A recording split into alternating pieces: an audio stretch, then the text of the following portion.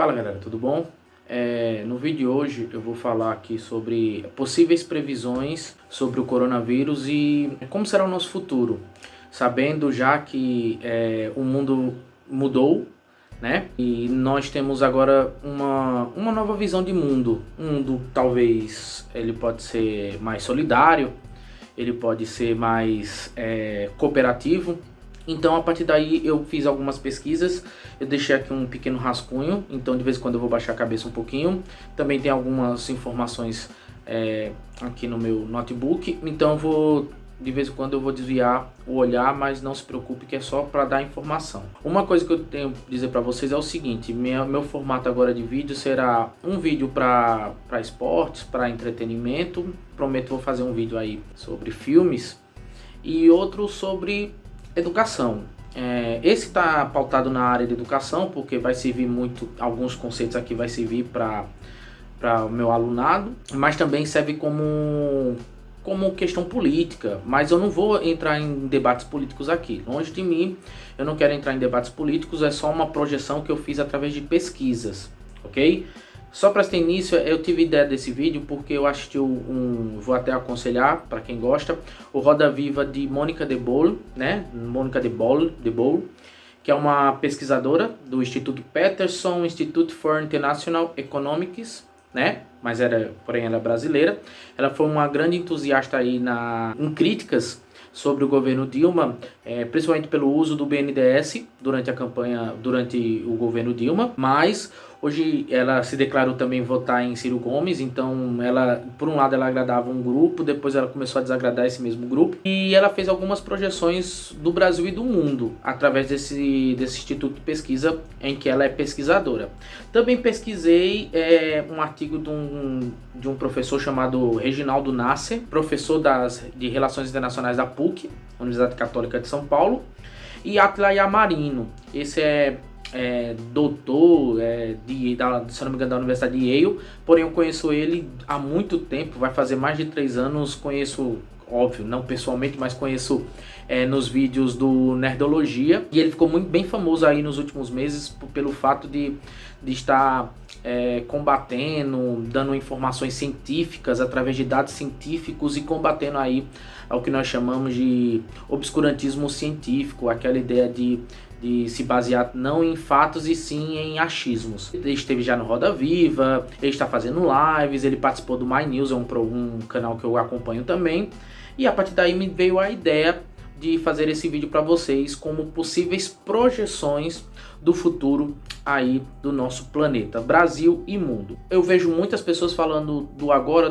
e do antes, da gripe aviária, podemos dizer assim, do H1N1, da gripe espanhola há 100 anos atrás, mas poucos vídeos falam do nosso futuro, das projeções. Então eu trouxe aqui algumas informações para vocês que podem ajudar aí um pouquinho. Antes de começar também a falar do futuro, eu vou fazer uma pequena introdução para nós nos situarmos. E eu gostaria de falar que eu sempre havia falado para os meus alunos que nós podemos estar vivendo uma 4ª revolução industrial. Lembrando as 3 primeiras, né? Século XVIII, século XIX, século XX, marcado ali pelo uso de fontes de energia. A 3ª revolução industrial marcada pelo uso da internet, da informática, da robótica. E por que eu falo que nós estamos na 4ª revolução industrial? Porque é justamente nessa evolução da informática, né? Nanotecnologia, bioengenharia, biogenética e por aí vai. E por que eu estou falando isso? Porque ao mesmo tempo eu tenho que falar também de uma revolução de telecomunicações, de comunicação. Então, quando eu olho para essa revolução, dessa evolução e revolução das comunicações, do modo do ser humano se comunicar, eu posso falar que nós estamos também numa 4ª era, né? Eu lembro muito de um vídeo que eu vi do canal Meteoro, e eles falavam justamente sobre isso. E eu separei aqui as 4 eras. Você tem a era acústica, em que toda a comunicação era feita através da fala mesmo, das vozes comum, que é o período pré-histórico, o período do Neolítico, Paleolítico, por aí vai.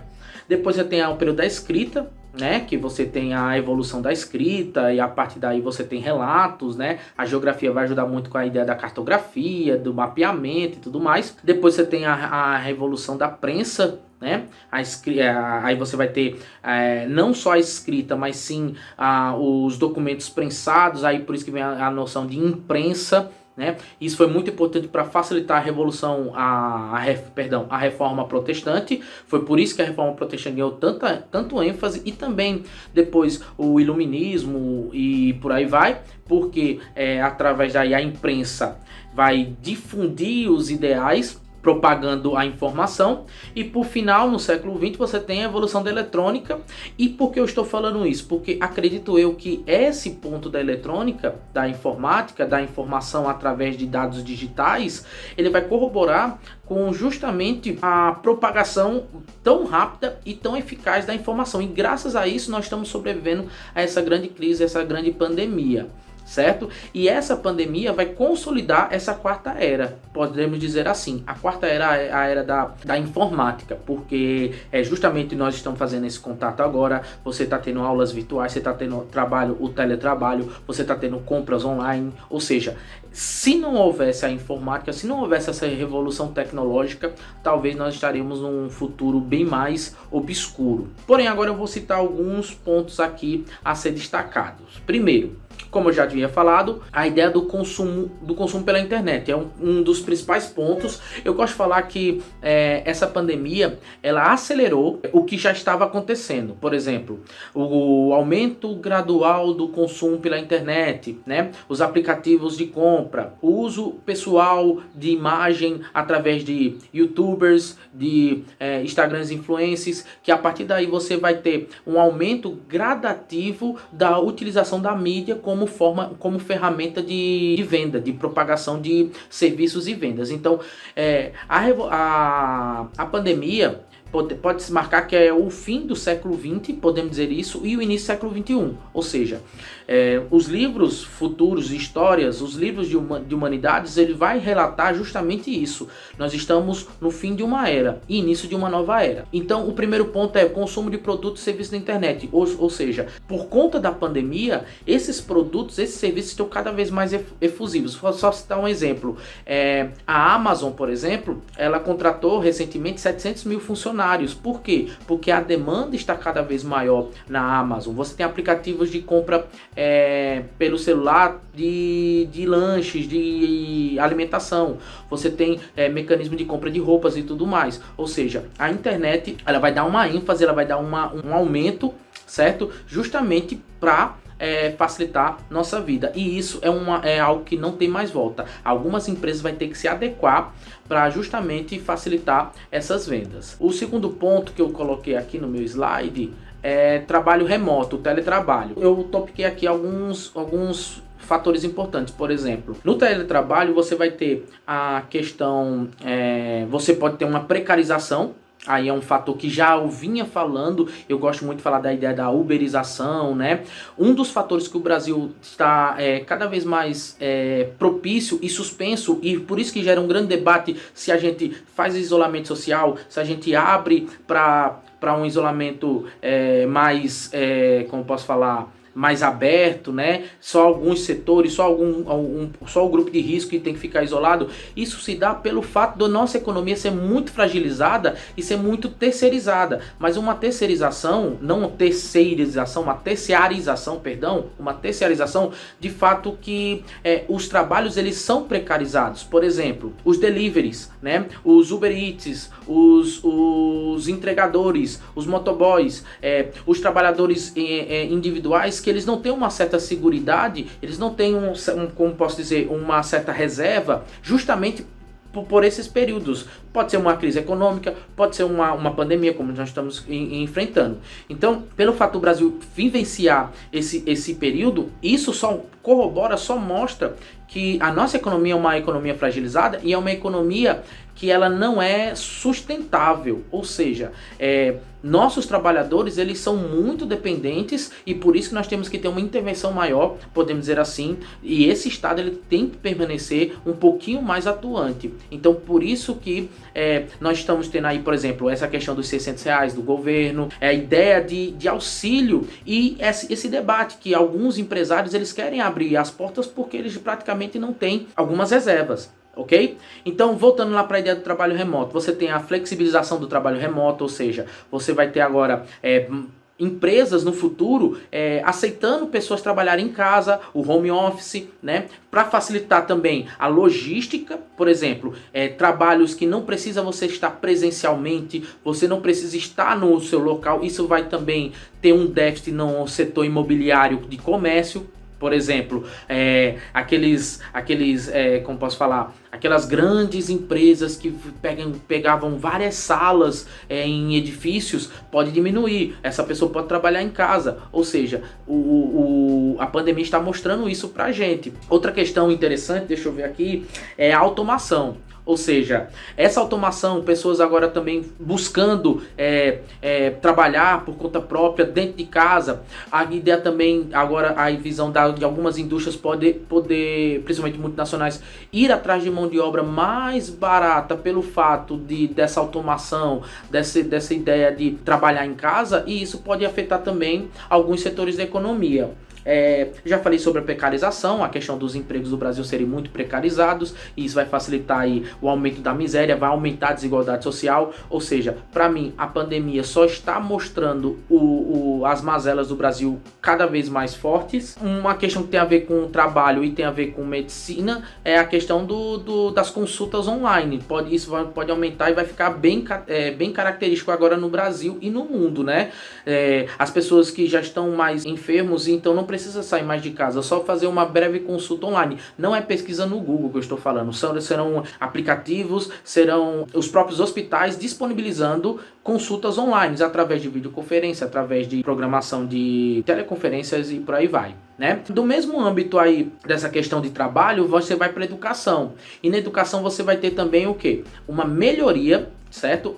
Essa melhoria vai ficar mais evidente por conta do ensino à distância, que antigamente, aqui no Brasil principalmente, sempre houve uma forte resistência do ensino à distância. Você ensino à distância não é bom e tudo mais. Hoje em dia, muitas pessoas, principalmente quem vai fazer ENEM, eu como professor de cursinhos e do terceiro ano, estou presenciando essa dificuldade de alguns alunos a terem foco, a seguirem a rotina educacional, mas agora será uma tendência cada vez mais, e essa ideia de ensino à distância vai ficar cada vez melhor por conta da pandemia. Sem falar que isso vai chegar para o ensino médio, vai chegar até mesmo para o ensino fundamental. Acho pouco provável chegar para o ensino infantil. E isso vem uma questão muito interessante, porque agora também os pais estão começando a ver, aí tem uma questão social interessante, os pais estão começando a conhecer seus filhos verdadeiramente, né? Aqueles relatos de professores que falavam, por exemplo, seu filho tem algum problema, tem alguma dificuldade, alguma coisa, e os pais não aceitavam, não acreditavam. Hoje em dia eles estão realmente conhecendo seus filhos, né?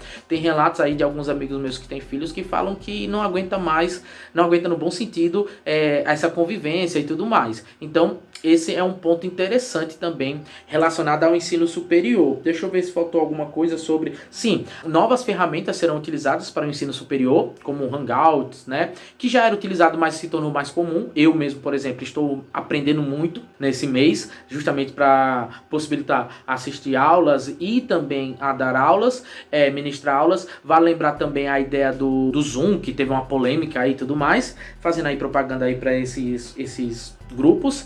E deixa eu ver mais aqui, importações de bens, né? Aí eu vou falar também a ideia aí é um ponto negativo, né? Porque acredito eu que isso vai acirrar cada vez mais as tensões políticas entre nações, que ao meu ver o nacionalismo, né? E essas ideias mais de fechamento de fronteiras, né? A xenofobia possivelmente vai se tornar cada vez mais comum, principalmente contra os orientais, principalmente contra os chineses, pelo fato de medo da propagação de doenças e tudo mais. Acredito eu que isso vai ficar cada vez mais evidente pós-pandemia, e principalmente o processo chamado desglobalização, que eu já havia falado há muitos anos que está acontecendo e possivelmente vai ser cada vez mais acirrado por conta dessa pandemia. Porque eu acho que esse processo de desglobalização pode acontecer. Primeiro, acredito eu que algumas empresas, por exemplo, quando houve lá em janeiro, fevereiro, a China começou a relatar os casos, desde dezembro, os casos de coronavírus, né, do Covid-19, houve muita dificuldade de exportações, principalmente para países que compravam muito da China, ou seja, houve uma redução drástica aí de exportações à China. Muita gente fala, a China vai se dar bem nessa crise e tudo mais. Muito pelo contrário, eu acho que a China vai sair muito prejudicada, porque vai haver uma fuga de empresas na China, porque você vai ter ali uma forte legislação, você vai ter também um medo, né, de comprar produto chinês, você sabe que existe essa mística e tudo mais. Então, a partir daí, eu acho que a China vai sair muito prejudicada por conta dessa crise aí do coronavírus. A ideia do protecionismo econômico também, acredito eu que vai aumentar, ou seja, a ideia do nacionalismo, do produto nacional, da valorização é um ponto positivo. Por exemplo, algumas empresas, vou dar exemplo do Brasil, algumas empresas nacionais deixam de produzir para exportar e começou a produzir para o próprio mercado interno. Isso vai se tornar cada vez mais comum devido ao fechamento de fronteiras, né? Possivelmente isso, se aumentar os casos, vai começar a ter fechamento de fronteiras. Então, a partir daí, isso é um ponto importante, ok? Continuando aqui, outra coisa interessante eu já citei a ideia do teletrabalho, mas eu vou falar um pouquinho do shop streaming, que seria nada mais nada menos que eu já citei, aquele negócio do individualismo, né, das pessoas vendendo produtos online. Você vai ter shops virtuais, só para fazer um exemplo. Algumas empresas de automóveis, possivelmente no futuro, vai diminuir os feirões de automóveis, porque eles já estão fazendo mecanismo de vender carros digitalmente, ou seja, feirões digitais. Se eu não me engano, a Toyota divulgou seu carro online, num vídeo online. Ou seja, isso vai se transformar cada vez mais comum. A questão cultural, acredito eu que alguns artistas, alguns eventos culturais serão online, em lives. Vocês estão acompanhando aí no Brasil o número de lives que está acontecendo quase todo dia. Li em pesquisa, se eu não me engano, até do Átila Yamarino, que possivelmente os eventos culturais só vai se tornar comum em 2021, em metade de 2021, ou seja, então os artistas vão começar a ter cada vez mais lives, esses eventos, os museus serão visitas virtuais e tudo mais, ou a questão do esporte, né? Acredito eu que campeonatos e eventos grandiosos como Olimpíadas e tudo mais terão uma nova roupagem.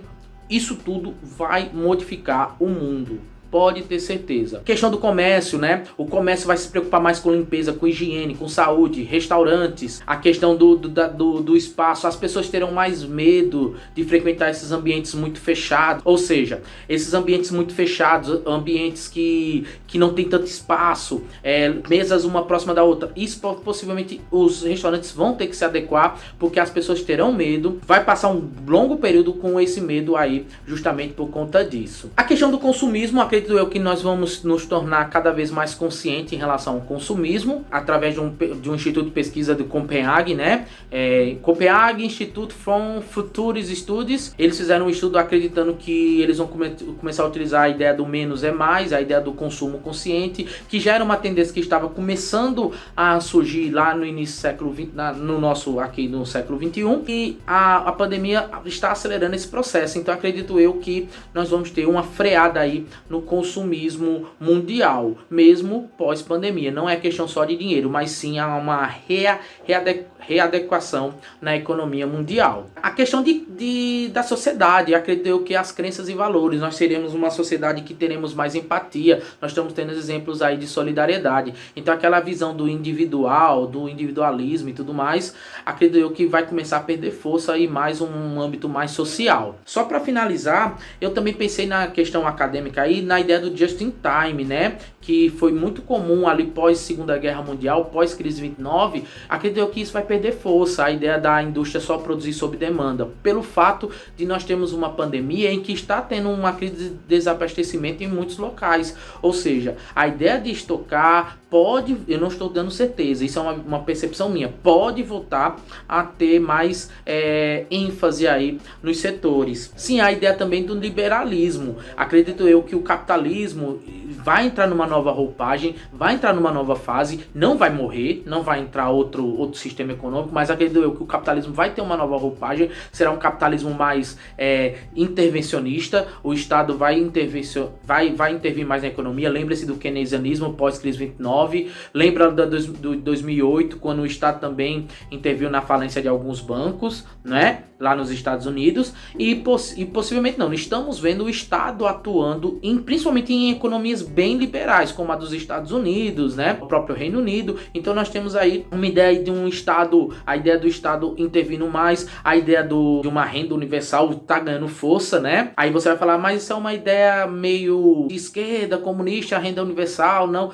mas é uma ideia muito, Mônica de Bolle falou e eu percebi que é uma ideia muito liberal, que você dando uma renda para a população vai consumir e vai gerar dinheiro, vai circular o dinheiro. Só para finalizar, uma das previsões também é a ideia do isolamento intermitente, ou seja, nós vamos vivenciar isso durante 18 meses até acharem a cura. Então vamos ter mais ou menos um trabalho intermitente em que as pessoas as cidades, os países vão abrir o comércio, vão acabar com o isolamento, quando aumentar o número de casos eles vão fechar de novo, e isso vai ser sucessivamente até acharem a cura. São algumas previsões, acredito eu que nós vamos sair dessa. Se vocês tiverem alguma crítica, alguma sugestão ou até alguma opinião sobre alguma dessas minhas afirmações, opiniões e também estudos, deixa aí no comentário, compartilha aí esse vídeo. Espero que vocês tenham gostado e valeu!